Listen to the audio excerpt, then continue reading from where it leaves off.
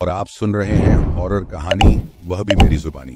तो दोस्तों, आज मैं आपके लिए एक बहुत ही डरावनी कहानी लेकर आया हूं। यह कहानी 2018 में मेरे दादा दादी के फार्म पर घटित हुई थी, जब मैं वहां अकेला था।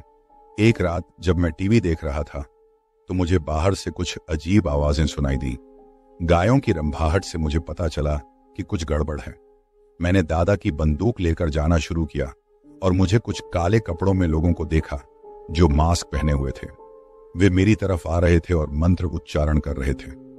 मैंने डर के मारे गोलियां चलाकर उन्हें भगा दिया, लेकिन जब मैं वापस आया तो मुझे एक गाय का सिर दिखाई दिया जो मोमबत्तियों के घेरे में पड़ा था।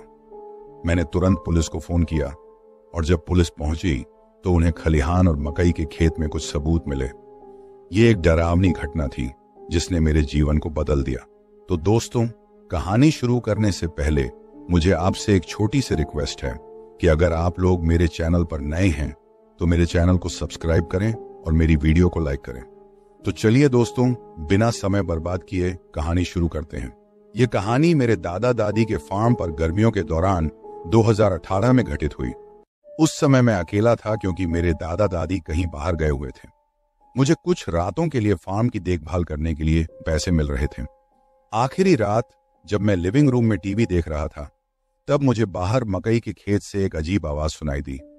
पहले तो मैंने इसे नजरअंदाज कर दिया, सोचते हुए कि शायद कोई हिरण होगा, लेकिन फिर मैंने सुना कि सभी गायें एक साथ रंभा रही हैं। आमतौर पर आपने एक समय में एक गाय को रंभाते सुना होगा, लेकिन जब हर एक गाय एक साथ रंभा रही हो तो कुछ गड़बड़ होती है। कुछ या कोई चीज उन्हें डराने के लिए उन्हें इस तरह विचलित कर सकता है। मैं फार्म पर अकेला था, इसलिए यह मेरी ही जिम्मेदारी थी कि मैं देखूं कि क्या हो रहा है। मैं अलमारी में गया, कोट पहनने के लिए और बाहर जाने के लिए तैयार हुआ, लेकिन जैसे ही मैं बाहर जाने वाला था मैंने एक बहुत ही तीखी गाय की चीख सुनी। मैं कुछ देर वहीं खड़ा रहा, डर के मारे मेरे पैर कांप रहे थे। गायों के साथ कुछ बहुत बुरा हो रहा था। मैं तेजी से ऊपर अपने दादा के कमरे में गया, जहां वे हमेशा कुछ बंदूकें रखते थे। मैंने उनकी शिकार वाली राइफल लोड की और बाहर चला गया। गायें अभी भी रंभा रही थीं, इसलिए मैं खलिहान में गया। वहां सब कुछ सामान्य दिख रहा था, सभी गायें वहीं थीं, जब तक कि मैंने आगे जाकर देखा कि एक गाय अपने स्टॉल से गायब थी। यह समझ में नहीं आ रहा था। मुझे यकीन था कि मैंने उसे आखिरी बार स्टॉल से बंधा हुआ देखा था। फिर मैंने खलिहान के बाहर मकई के खेत से एक गाय की तीखी आवाज सुनी तो मैं बाहर चला गया। जब मैं खेत की तरफ जा रहा था तो मुझे लगा कि मैंने लोगों की बातचीत सुनी। मैंने अंततः इससे तंग आकर हवा में 2 गोलियां चलाईं। सब कुछ शांत हो गया। गायें चुप हो गईं और मुझे खेत से कोई आवाज नहीं सुनाई दी, तब तक जब तक मैंने खेत में कदमों की आवाज नहीं सुनी।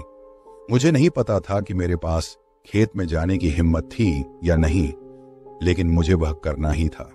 यही कारण है कि किसान बंदूकें रखते हैं और मैं घर में छुप कर नहीं रह सकता था जब खेत में घुस बैठिए थे। मैंने फसलों में चलना शुरू किया और मुझे अपने बगल में कई जोड़ी कदमों की आवाज सुनाई दी। जैसे जैसे मैं खेत में आगे बढ़ता गया मैं और भी डरता गया और फिर मैं जम गया। एक मकई की पंक्ति के नीचे मेरे कुछ फीट दूर एक व्यक्ति काले कपड़ों में खड़ा था। मैंने अपनी बंदूक उठाई और उसे अपने खेत से बाहर जाने को कहा। मैं झूठ नहीं बोल रहा था, मैं गोली चलाने के लिए तैयार था, लेकिन वह हिला भी नहीं। तो मैंने उसे डराने के लिए हवा में एक और गोली चलाई, लेकिन वह फिर भी 1 इंच भी नहीं हिला। फिर उसने अपनी बाहें थोड़ी सी बाहर निकालते हुए मेरी तरफ चलना शुरू कर दिया, मानो मुझे अपनी हथियार नीचे करने के लिए कह रहा हो। मैंने फिर से उस पर अपनी बंदूक तानी और चिल्लाया कि वह चला जाए। तभी मुझे यह भयानक एहसास हुआ कि मुझे काले कपड़ों में कम से कम 6 या 7 अन्य लोगों ने घेर लिया था। ये तो सिर्फ वे लोग थे जिन्हें मैं देख पा रहा था। कौन जानता है कि और कितने लोग वहां थे। जैसे ही वह व्यक्ति मेरे करीब आया, मैंने देखा वह और बाकी सभी लोग भयानक मास्क पहने हुए थे। वह आदमी मेरे पास आते हुए रुक गया और मैं पीछे हटने लगा। वे सभी कुछ देर के लिए चुपचाप खड़े रहे। मैं उस डर को शब्दों में नहीं बयां कर सकता जो मैं अनुभव कर रहा था। मुझे लगा कि मैं मारा जाने वाला हूं। तभी उन्होंने कुछ ऐसी भाषा में मंत्रोच्चार करना शुरू कर दिया जिसे मैं समझ नहीं पाया। ये मंत्र लगभग एक गाने जैसा लग रहा था और मैंने सोचा कि वे मुझ पर कोई बीभत्स अनुष्ठान करने वाले हैं। तभी मैंने मौका उठाकर जितनी तेजी से दौड़ सकता था कुछ मकई की पंक्तियों में दौड़ा।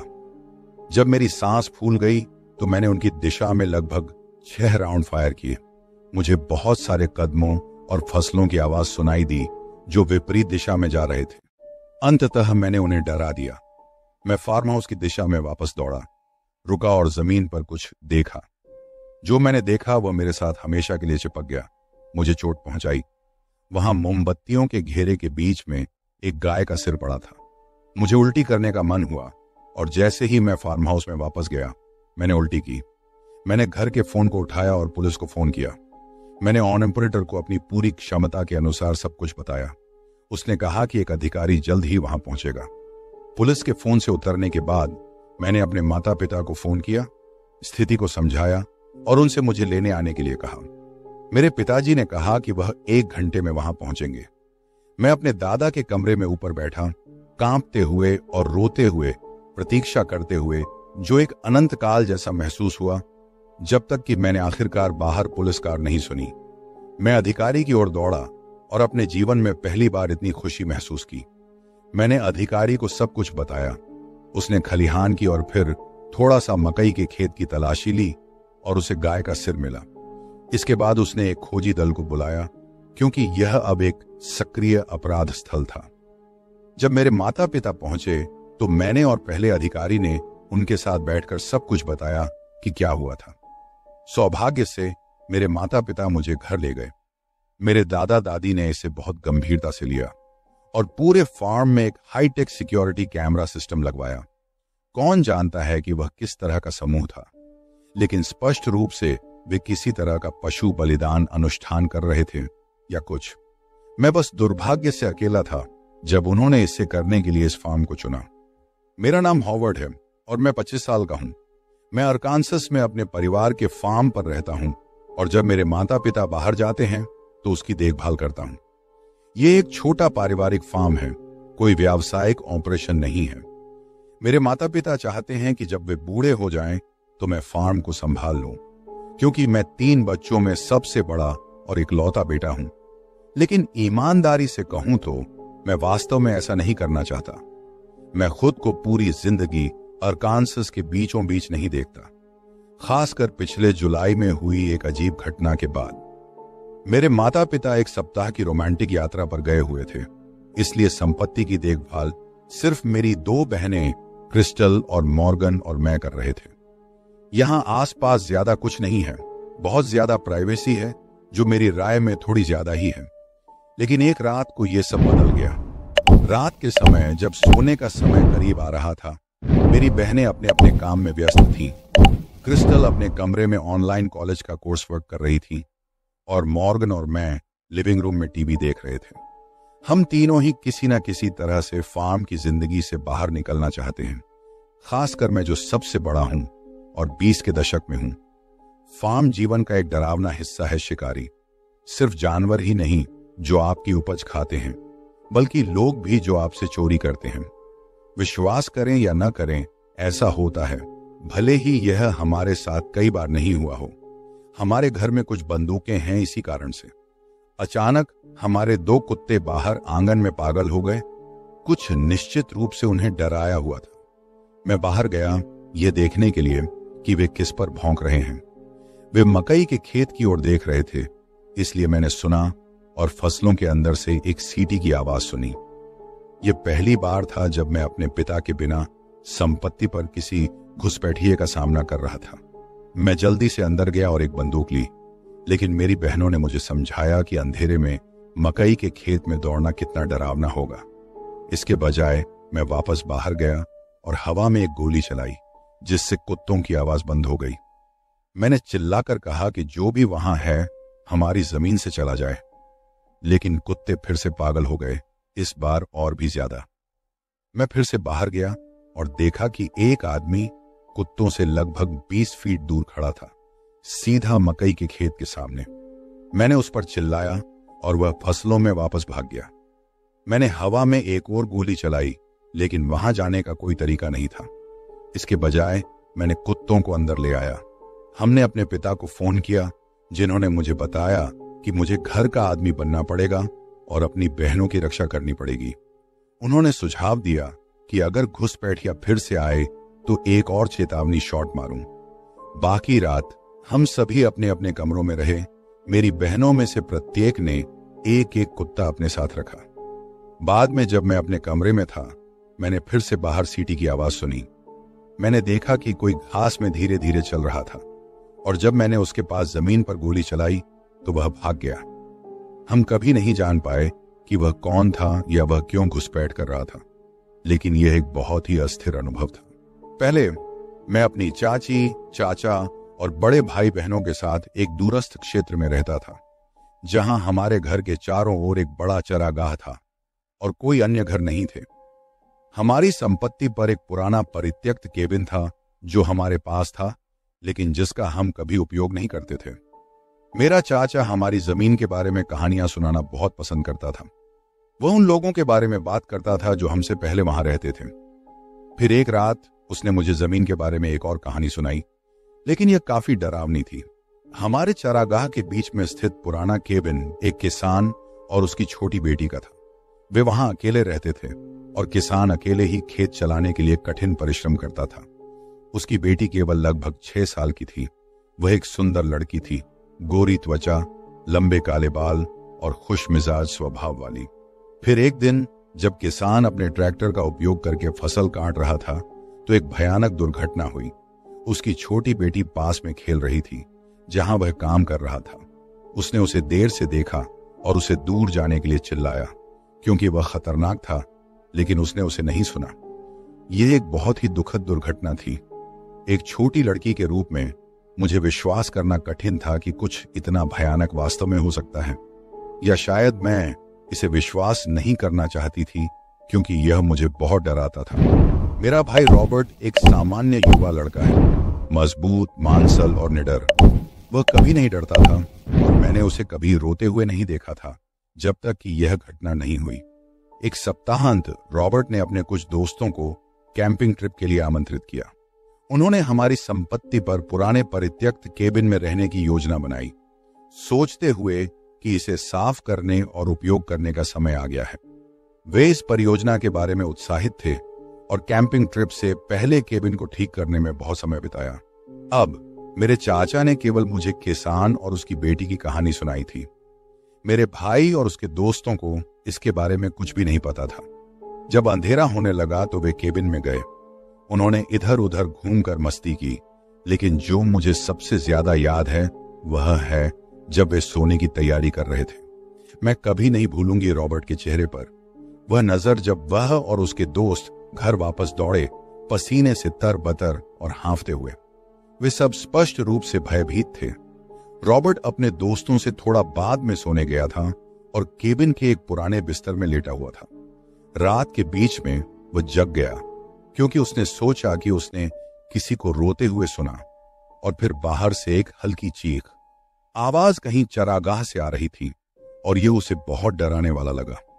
उसने कहा कि ऐसा लग रहा था कि कुछ केबिन में घुसने की कोशिश कर रहा है और उसे लगातार देखा जाने का एहसास हो रहा था। उसने इसे नजरअंदाज करने और फिर से सोने की कोशिश की, सोचते हुए कि यह शायद दूर के कोयोट्स की आवाज हो सकती है, लेकिन वह रोने की आवाज को समझ नहीं पाया। कुछ मिनटों तक सोने की कोशिश के बाद वह बहुत निराश हो गया क्योंकि रोने और चीखने की आवाज बंद नहीं हुई। आखिरकार वह अपने बिस्तर में बैठ गया और जो उसने अगले देखा वह उसे जीवन भर के लिए डराने वाला था। उसके बिस्तर के फुट पर एक छोटी लड़की थी। वह उसका चेहरा स्पष्ट रूप से नहीं देख सका क्योंकि उसका शरीर कटों से ढका हुआ था। उसे केवल इतना पता चला कि वह बहुत छोटी थी, एक बच्चे की तरह, लंबे काले बालों वाली। वह लगातार रो रही थी और वह रोना ऐसा था कि उसे सुनकर दिल बीमार हो जाए, क्योंकि ऐसा लग रहा था कि वह बहुत दर्द में है और कोई भी उसकी मदद नहीं कर सकता था। जब रॉबर्ट और उसके दोस्त वापस घर दौड़े और सबको जगाकर बताया कि केबिन में क्या हुआ था, तो पहले उसे समझना मुश्किल था। मेरा भाई रॉबर्ट वास्तव में रो रहा था, जो पहले कभी नहीं हुआ था, और मेरी चाची उसे शांत करने की कोशिश कर रही थी। उसके दोस्त उसके साथ थे, लेकिन उन्होंने कुछ नहीं कहा। अगले दिन तक मैंने अपने भाई को किसान और उसकी बेटी की कहानी नहीं सुनाई जो मेरे चाचा ने मुझे सुनाई थी। वो पुराना केबिन अब कई सालों से जल चुका है। शायद किसान की बेटी अब शांति से आराम कर सकती है। ये कुछ साल पहले की बात है, जब मैं एक फार्म पर रहता था। मेरी सौतेली माँ हमेशा से ही जमीन से जुड़ी जीवन शैली की ओर आकर्षित थी। अपने खाने को खुद उगाने और जानवरों को पालने का विचार उन्हें बहुत पसंद था। कई असफल प्रयासों के बाद हमें आखिरकार एक अच्छा घर एक ऐसे भूखंड पर मिला जहां एक स्थापित शतावरी का फार्म था। जैसे ही हम वहां बसे, हमने कुछ जानवरों को फार्म पर लाया, जैसे कि मुर्गियां, बत्तख और कुछ खरगोश।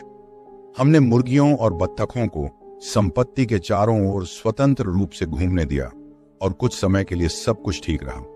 वे फार्म का अन्वेषण करने में आनंदित लग रहे थे और हमें इससे कोई समस्या नहीं थी। लेकिन हमारे आखिरी बैच के बत्तख के बच्चों को पालने के बाद कुछ अजीब हुआ। हमारे 4 वयस्क बत्तखों में से 2 बिना किसी निशान के गायब हो गए। न तो कहीं पंख मिले और न ही किसी संघर्ष के संकेत। बस गायब हो गए, मानो हवा में विलीन हो गए हों। भले ही हम ग्रामीण क्षेत्र में रहते थे, हम अपने पड़ोसियों को देख सकते थे और हमारी संपत्ति के बहुत पीछे एक क्रीक था जो राज्य की नदी से जुड़ा हुआ था। इसलिए कुछ समय के लिए हमने सोचा कि बत्तख शायद कहीं भटक गए होंगे। लेकिन एक शाम जब बारिश शुरू हुई, हम बाहर दौड़े ताकि सभी जानवर सुरक्षित अपने शेल्टर में हों। जब हम जानवरों की जांच कर रहे थे, मेरी सौतेली माँ और मैंने जंगल में एक बत्तख की आवाज सुनी। हमने संपत्ति के पार लगभग 1 एकड़ तक दौड़ लगाई, यह देखने के लिए कि क्या वह हमारे गायब बत्तख हैं। मेरे पिता और भाई बंदूकों के साथ जंगल की खोज में हमारी मदद करने आए। जब हम पेड़ की लाइन के साथ देख रहे थे, वे क्रीक की ओर चले गए और मुझे कुछ देखने पर सीटी बजाने को कहा। मैं संपत्ति के साइड की जांच करते हुए पुराने खलिहान के पीछे देखने गया ताकि बत्तख के कोई निशान मिल सके। क्षेत्र शांत था और फेडिंग लाइट में जंगल थोड़ा डरावना महसूस हुआ। जब मैं उस जगह लौट रहा था जहां हम अलग हुए थे, मेरी सौतेली माँ जंगल से चिंतित निकल आई। आपको बता दूं कि हमारी संपत्ति के पीछे की क्रीक एक छोटी धारा में बंट जाती थी जो भूमि के साथ साथ चलती थी, जिससे जानवर बिना हमारी जानकारी के आसानी से भटक सकते थे। जब हम धारा का सामना कर रहे थे, हमें सामने के जंगल से कई सीटी की आवाजें सुनाई दी। हमने सोचा कि यह मेरे भाई की आवाज थी, इसलिए हमने उसे खोजने की कोशिश की जिससे बत्तख को डराया न जाए। लगभग 30 सेकंड बाद मेरे पिता और भाई विपरीत दिशा से दौड़ते हुए आए और पूछा कि हम सीटी क्यों बजा रहे थे। मेरी सौतेली माँ और मैं भ्रमित थे और कहा कि यह हम नहीं थे। हमने मेरे पिता और भाई को बताया कि हमें लगा कि सीटी मेरे भाई की ओर से आ रही थी। हम सभी सहमत हुए कि हम में से किसी ने ऐसा नहीं किया था और हम सभी अन्य लोगों के साथ थे जो पुष्टि कर सकते थे कि हम कहां थे। स्पष्ट करने के लिए, सीटी हमारे सामने से आई थी, लेकिन वहां किसी का कोई निशान नहीं था। हमने कोई हरकत नहीं देखी और न ही कोई अन्य आवाज सुनी, केवल सीटी जो कई बार हुई। इसी तरह की एक घटना सीटी की घटना के लगभग 1 सप्ताह बाद हुई। मैं वहां नहीं था, लेकिन मेरा भाई और बहन थे। यह रात के 8 बजे के आसपास था, लेकिन चूंकि यह गर्मी का समय था, बाहर अभी भी रोशनी थी। एक बुरा तूफान आ रहा था और मेरा भाई और बहन आसमान को काला और ग्रे होते देख रहे थे।